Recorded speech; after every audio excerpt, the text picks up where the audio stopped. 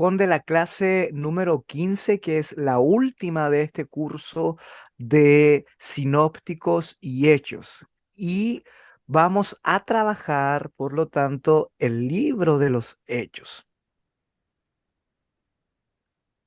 Recordemos que siempre hemos aprendido a ver el Nuevo Testamento como un conjunto de tradiciones, de creencias que diferentes comunidades específicas y separadas geográficamente hablando tenían acerca de el entendimiento de Jesús. Y estas tradiciones construyeron diferentes formas de interpretar no solamente a Jesús, sino también su mensaje.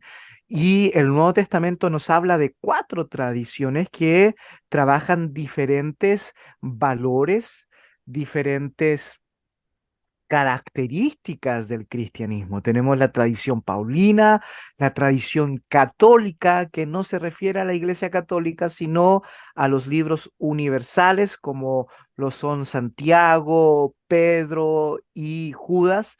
La tradición sinóptica, que es la que estamos estudiando, y la tradición juanina.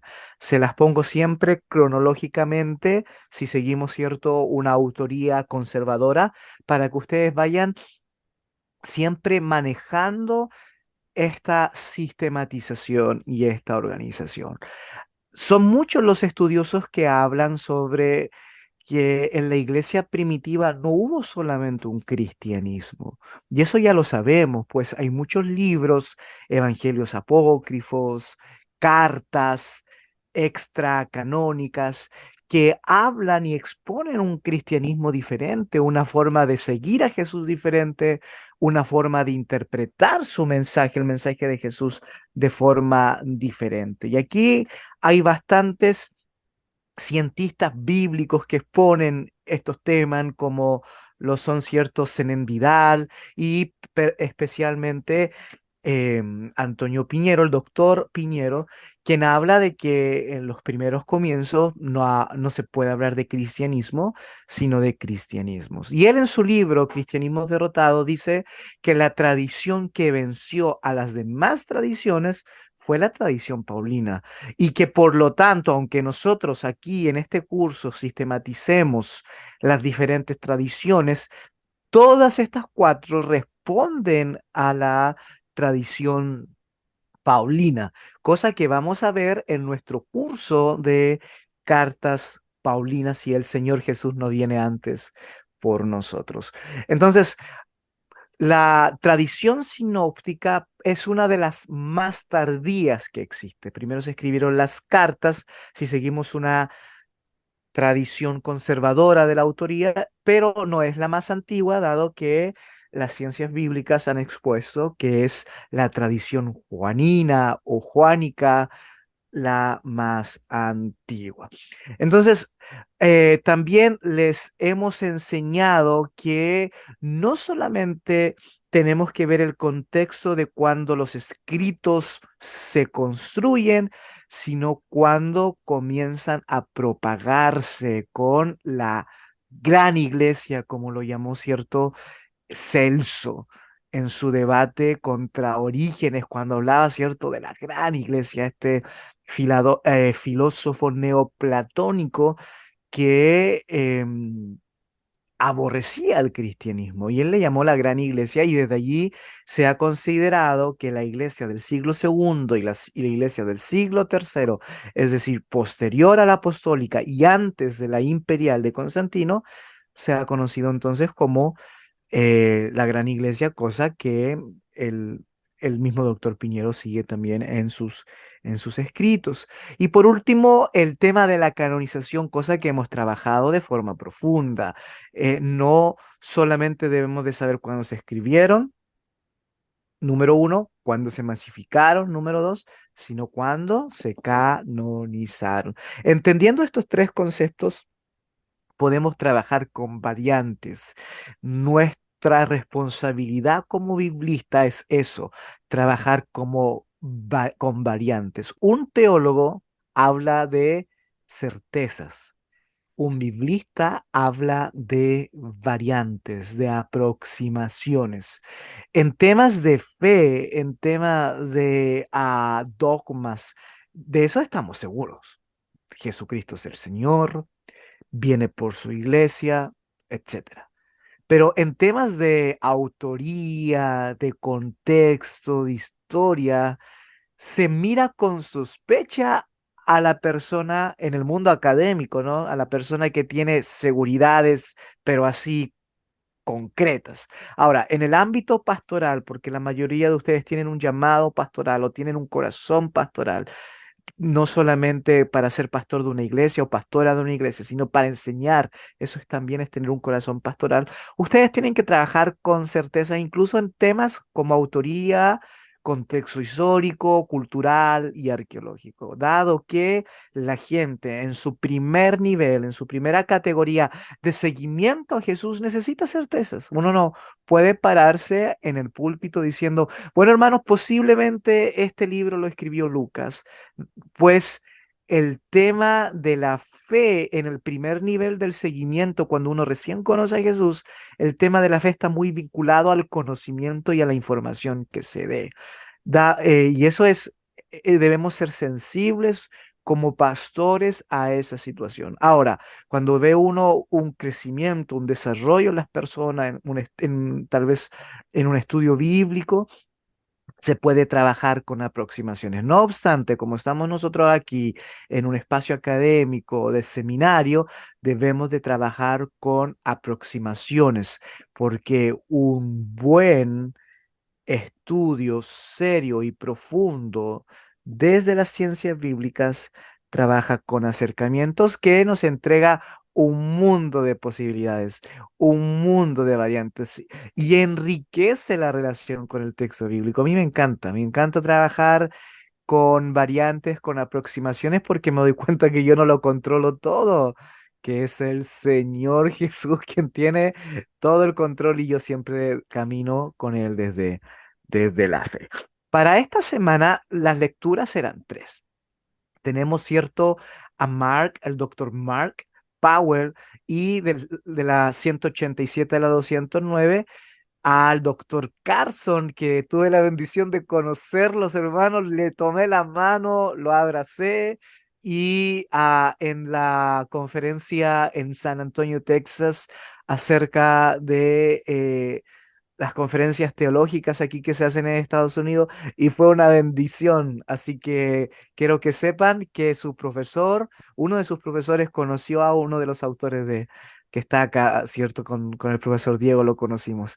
Y al doctor Piñero, que es mi profesor que yo sigo y todos los cursos que él hace, yo los tomo. Él no me conoce porque cada vez que yo estoy ahí hay cientos, decenas y cientos de estudiantes, pero yo le tengo un tremendo cariño y oro para que él también, antes de partir, ya está cerca de los 90 años, pueda experimentar, ¿cierto?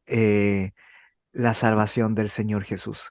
Así que esa es mi oración. Pero como cientista bíblica, yo lo admiro y le tengo mucho, mucho cariño. Ahora, estas tres lecturas son introductorias. Cuando yo tomo una clase, no sé si ustedes se han dado cuenta, yo hablo un poco de las lecturas, pero también hablo de otras cosas porque son introductorias. Como les decía, si usted se queda con toda la información que nosotros le estamos entregando, entonces va a tener un nivel limitado. Nosotros somos facilitadores. Yo les llamo a esto, nosotros somos los Pepe Grillos de la exégesis. Le vamos a ir susurrando a su oído, pero ustedes deben de tomar las decisiones.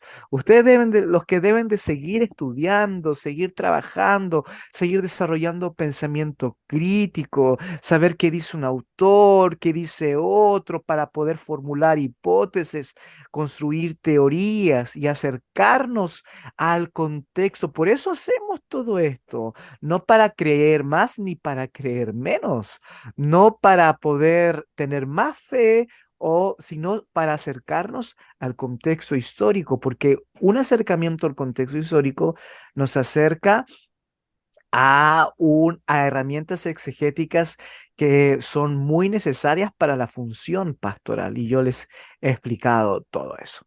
Bueno, en esta introducción, los hechos de los apóstoles, que en el griego va a ser praxeis, ton, apostolón, la praxeis ton apostolón, que en latín actus apostolorum, también conocido como el libro de los hechos o simplemente los hechos, que al panorama desde las ciencias bíblicas es un libro desde el siglo primero o segundo, y ahí está el debate que relata la fundación del cristianismo y su primera expansión por el Imperio Romano. Comienza desde Jesús, cuando dice, ¿cierto? Y recibiréis poder cuando haya venido sobre vosotros el Espíritu Santo, y termina, ¿cierto? En el capítulo 28 de Hechos, cuando el apóstol Pablo está en una casa prisión en Roma, recibiendo a todos aquellos que quieren conocer más acerca de Jesucristo. Son 28 capítulos.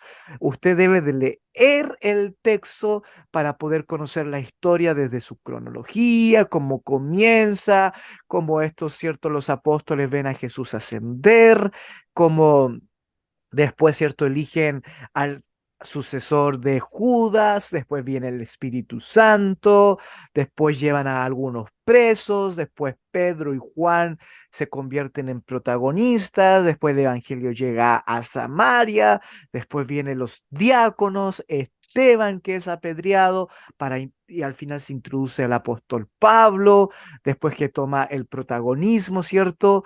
En un paralelo cuando Pedro está con Cornelio. Después, ¿cierto? Se viene el concilio de Jerusalén y después los tres viajes apostólicos o misioneros de Pablo, y después, ¿cierto? Pareciera ser que ese último viaje a Roma medio forzado porque es llevado prisionero, pero ahí está. Entonces, esa es la idea, que usted maneje un panorama completo. Ahora, cuando nosotros hablamos de las posibles fuentes del nombre del libro de los Hechos, debemos de trabajar tres fuentes. La primera, Ireneo. Yo les recomiendo los libros de Editorial Clie, que trabaja los grandes textos de los padres de la iglesia. Este libro de Ireneo tiene todo lo que escribió Ireneo y me encanta. Yo lo estudio, lo leo. N- Editorial Cría no me da nada, así que no piensen que le estoy haciendo promoción, pero es un libro bien económico y es un libro, cierto, que usted al leerlo puede darse cuenta en lo que creía la iglesia primitiva. Y recuerde que Ireneo es muy importante, dado que él es una de las figuras protagonistas en la canonización de los evangelios. Es el que combate a Marción, que es cierto el gran, entre comillas, herejes del siglo segundo, y por lo tanto leer a Ireneo nos da un vistazo de la vida, de la doctrina y de los desafíos de la iglesia primitiva. El segundo es el canon Muratori, que es la primera confección que tenemos de un canon.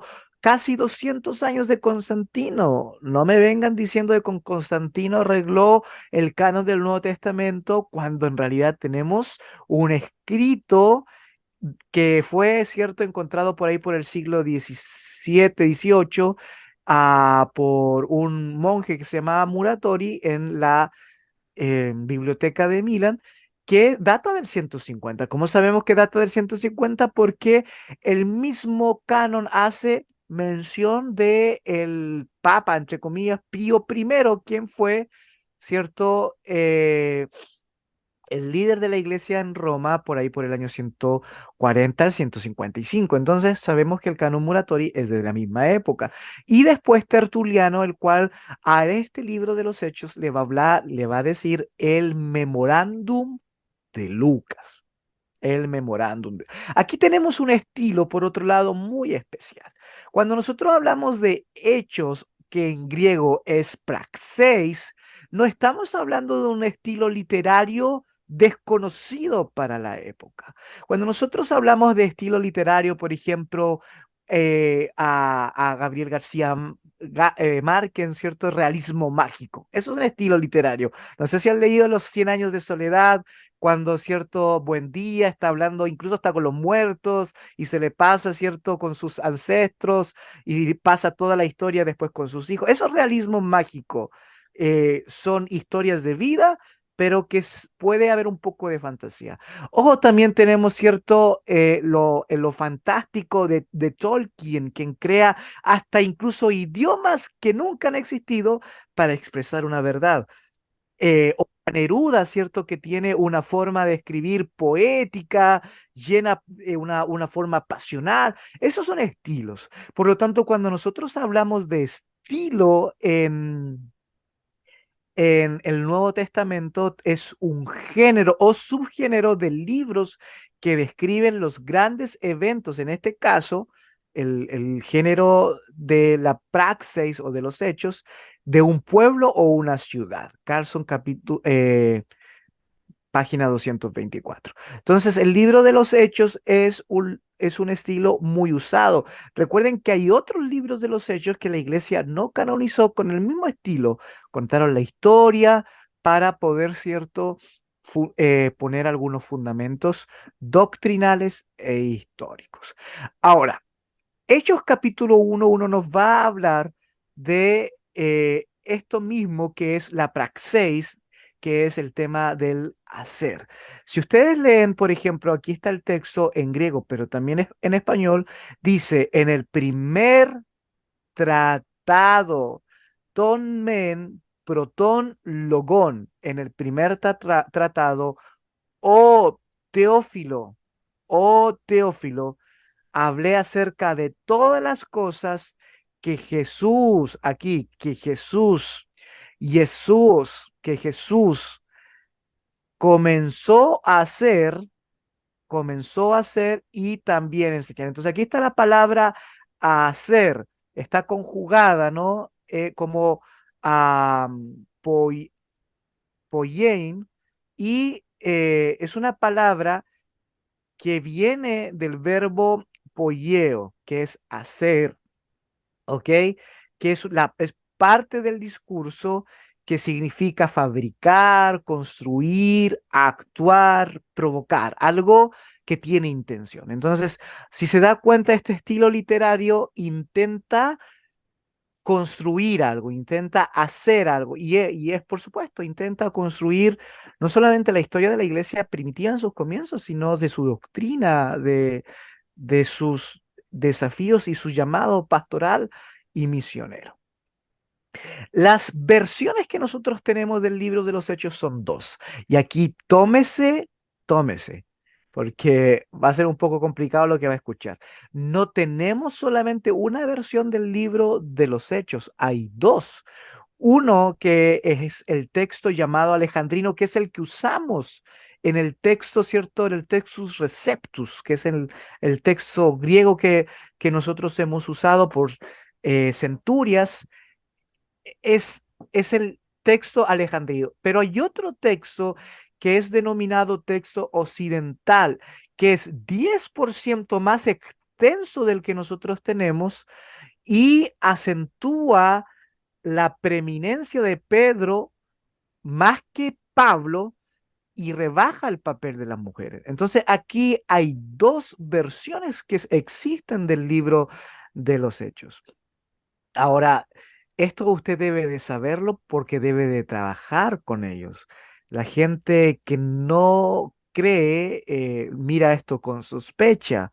Ahora, usted como creyente, ¿cómo soluciona todo esto? Cuando usted dice, pero, eh, hermano Ismael, tenemos dos versiones del libro de los Hechos. Yo no sabía eso. ¿Y por qué tenemos una y por qué no tenemos la otra? Usted como creyente soluciona eso muy, pero muy, de forma muy fácil, muy fácil. ¿Sabe cómo lo soluciona? ¿Me escucha? El Espíritu Santo guió la canonización y la selección de libros que nosotros tenemos. Y yo lo creo por fe y listo. El Espíritu Santo guió toda la historia. El libro que tenemos porque así el Espíritu Santo lo guió. Ahora, desde las ciencias bíblicas, que ya no nos metemos con la fe porque la fe está tranquila, la dejamos tranquilita ahí, está ahí, nos ayuda a poder hacer comparaciones y ver muchas veces cómo la iglesia primitiva tenía esas situaciones, ¿no? Esas peleas, esa escuela petrina y esa escuela paulina. Un grupo que aceptaba a las mujeres y otro grupo que rechazaba a las mujeres. Es interesante, ¿no? Es muy interesante esto. Ahora, el manuscrito más antiguo, y esta va a ser una pregunta de prueba para que lo anoten, es el fragmento 45, es el papiro 45. Y este papiro data alrededor del 250. Ahora, este papiro 45 no solamente tiene el libro de los Hechos, no, contiene también parte de Mateo, Marcos, Lucas y Juan. Así que, pero sí contiene aproximadamente 13 capítulos del libro de los Hechos y se conserva en la biblioteca Chester Beatty en Dublín, Irlanda. Me encantaría ir solamente para conocer esa biblioteca. No sé si les conté que el profesor que trabaja el tema de los manuscritos, los papiros primitivos, es Larry Hurtado. Él es de la Universidad de Edimburgo, ahí cerquita de Irlanda, entonces puede ir constantemente. Me gustaría algún día, oren por mí para que algún día el Señor me dé la oportunidad de ir y conocer esa biblioteca y conocer los papiros. Bueno, el papiro 45 trabaja Hechos capítulo 4 al 17. Es muy importante eso, ¿ah? Muy importante, porque si se dan cuenta, ¿qué pasa en Hechos capítulo 4? Ahí vamos a ver, Hechos 4. Hechos 4 dice que comienza a trabajar a Pedro y Juan en el concilio, ¿no? Y cómo su predicación fue poderosísima y todo eso. Es interesante porque ah, no se conserva los primeros 3 capítulos ni después los últimos 12 o 11. Entonces, me parece muy interesante. Yo siempre tengo esa pregunta, ¿por qué se conserva esto? ¿Por qué? ¿Por qué? ¿Fue lo que más se necesitó? Las comunidades antiguas la usaron más, la iglesia primitiva lo trabajó con mayor cuidado, para ellos era más especial. Siempre tengo esas preguntas. ¿Y por qué, no? Y usted me dice, ¿por qué tiene esas preguntas? Porque si la iglesia primitiva lo cuidó de forma especial, yo también quiero hacerlo, también quiero cuidarlo de forma especial. Bien, vamos a trabajar la autoría. Un pasaje de la gesta de Pablo, Hechos 16:10, sugiere que fue escrito por un compañero del propio Pablo. ¿Alguien me puede leer Hechos 16:10? Vamos a ver por qué en el tema de la autoría hay una propuesta de que fue un compañero de Pablo. Si alguien lo tiene, micrófono abierto y lo lee con fuerza, por favor. Hechos 16:10.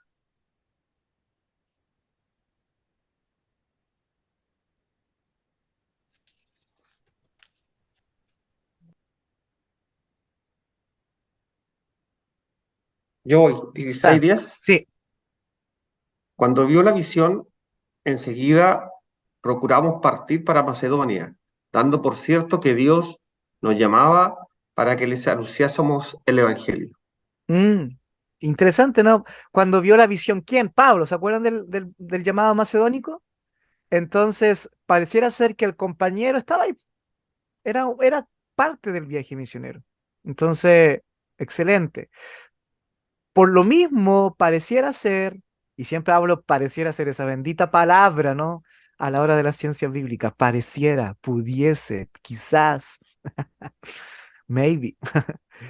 Pareciera ser que por esto Tertuliano, Clemente y Orígenes apuntaron que el autor de Hechos fue Lucas, el compañero de Pablo, citado en una epístola, Colosense, no lo puse aquí, pero para que lo noten, Colosenses 4:14 dice de que Colosenses 4:14 dice, ¿cierto? De que pareciera ser que era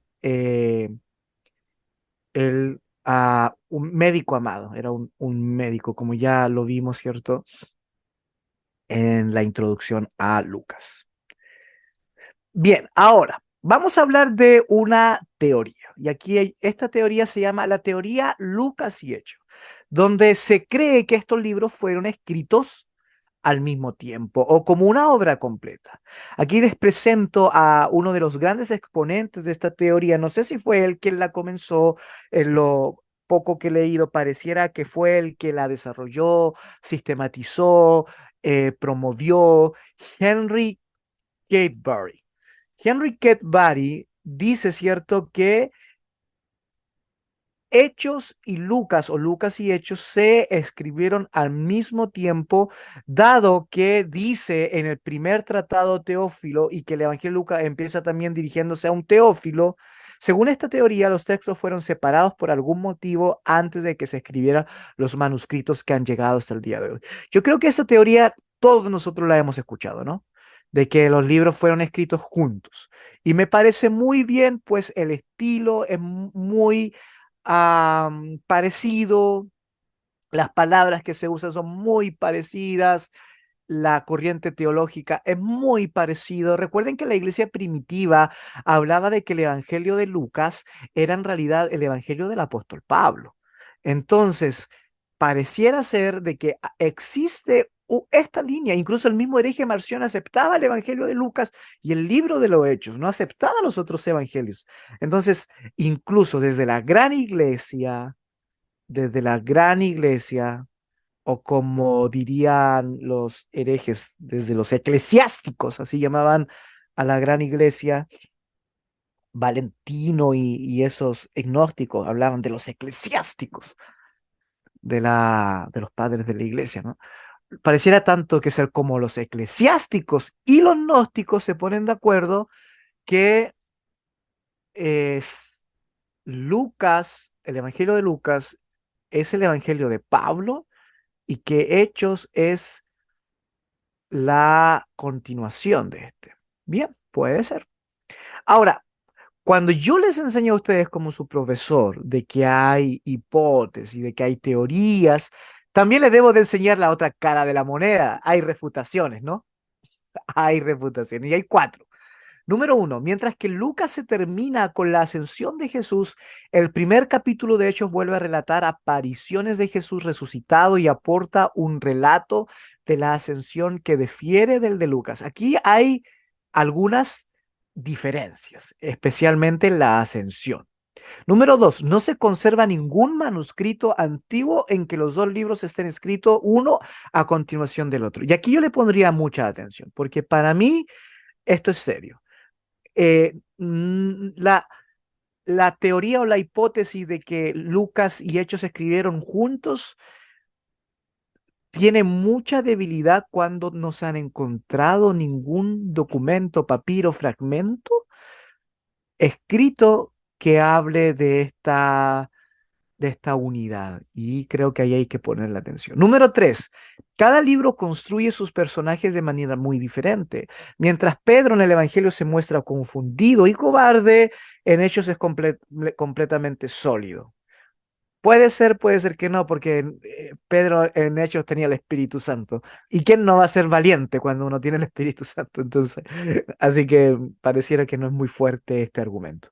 Y los protagonistas de milagros apenas se esbozan en Hechos, mientras que en el Evangelio se describe como personajes secundarios. Y cuarto, la primera mención de los Hechos data alrededor del 150, y es verdad, es lo que les dije, ¿cierto, Ireneo? Pero no parecen conocerlo ni Marción, ni Ignacio de Antioquía, ni Clemente de Roma, ni Justino Mártir. A mí me parece que Marción sí lo conoce, pero tal vez puedo yo estar equivocado. Voy a tratar de investigar más. Ahora, que Ignacio, que es uno de los padres de la iglesia más temprano, con el mismo Clemente de Roma, que es uno de los obispos, ¿cierto?, más temprano, conocido por ahí por la década del 80, 90, que no lo mencionen, también me parece sospechoso. Entonces, esa Ese argumento está bien fuerte. ¿Se dan cuenta que así uno trabaja las ciencias bíblicas? Con argumentos, contraargumentos. Es lindo. Yo les transmito toda mi pasión. A lo mejor ustedes están más aburridos, pero a mí me encanta esto.